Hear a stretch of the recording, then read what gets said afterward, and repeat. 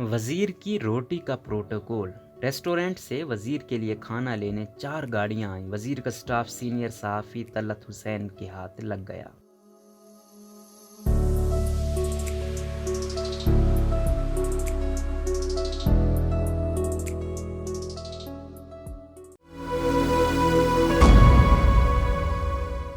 वजीर की रोटी का प्रोटोकॉल। रेस्टोरेंट से वजीर के लिए खाना लेने 4 गाड़ियां आईं। वजीर का स्टाफ सीनियर सहाफ़ी तलत हुसैन के हाथ लग गया। सीनियर सहाफ़ी तलत हुसैन अपने यूट्यूब चैनल पर तमाम तफसीलात सामने ले आए। उन्होंने कहा कि सारा रास्ता ब्लॉक था और पता चला कि बुगटी साहब खाना खाने आए हैं। उनका कहना था कि अवाम के लिए अक्सर मुश्किलात सड़कों पर देखने को उस वक्त मिलती हैं जब किसी वजीर या बड़े ओहदेदार के गुजरने के लिए सड़कों को ब्लॉक किया जाता है, लेकिन आपको जानकर शदीद हैरत होगी कि वजीर के लिए रेस्टोरेंट से रोटी लाने के लिए भारी प्रोटोकॉल का बेदरग इस्तेमाल किया गया, जिसमें मुतादिद गाड़ियां मुसलसल 40 मिनट तक स्टार्ट खड़ी रहीं और रेस्टोरेंट के बाहर ट्रैफिक ब्लॉक किए रखी, जिससे शहरियों को शदीद मुश्किलात का सामना करना पड़ा। सीनियर सहाफ़ी तलत हुसैन ने सारे मंजर को अपने कैमरे में महफूज कर लिया। इस मौके पर वो सिक्योरिटी के एहलकारों को रास्ता साफ करने के लिए कहते रहे। इतनी देर में एक एहलकार आगे बढ़ा और उसने कैमरा बंद करवाने की कोशिश की, जबकि सीनियर सहाफ़ी ने उसे वाज़ेह अल्फाज में कहा कि हाथ मत लगाओ। उनका कहना था कि हमारे ऑफिस के सामने एक रेस्टोरेंट है जिसका खाना काफी मशहूर है। उनका कहना था कि बुगटी साहब को प्रोटोकॉल की और तमाम गनमैन समेत लवाजमात के साथ गाड़ियों की कतार लगी हुई थी और इसके पीछे फैमिली वाले जो लंच के टाइम पर आए हुए थे वो ऊपर से चक्कर काट कर वन वे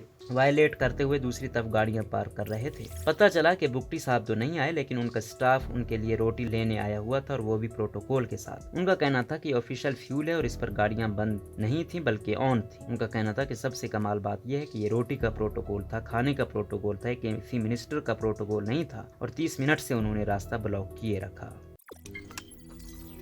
रोजनामा कुदरत की वीडियो देखने के लिए अभी YouTube चैनल पर सब्सक्राइब करें और बेल आइकन पर भी क्लिक करें।